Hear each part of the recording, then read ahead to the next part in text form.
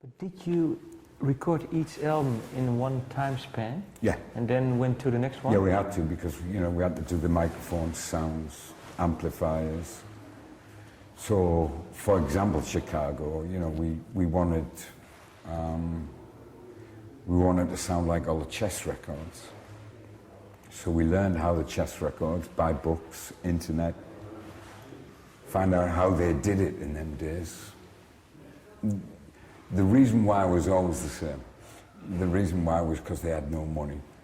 And Chess records, if they'd have won the lottery or something, if there was one in them days, Chess records would never have sounded like they do.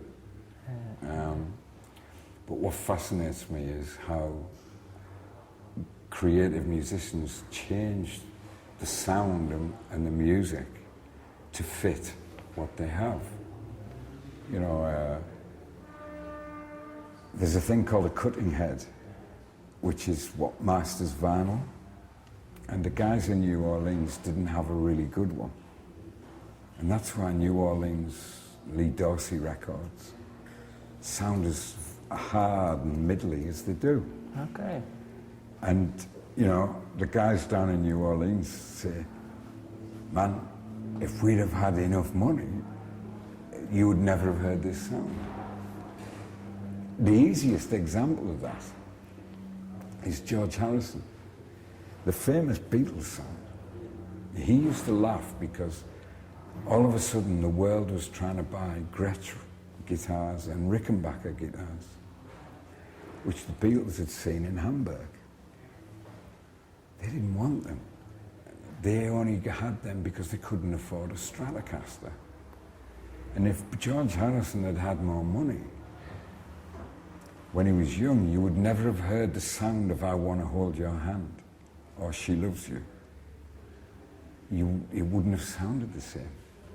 And I love all these stories. But maybe then, why do you try and technically to create that sound?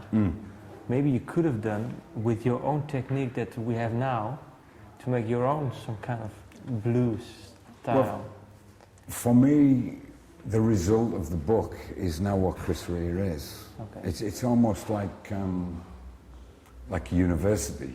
I had no education. Didn't start painting till 2 years ago, and for me it was like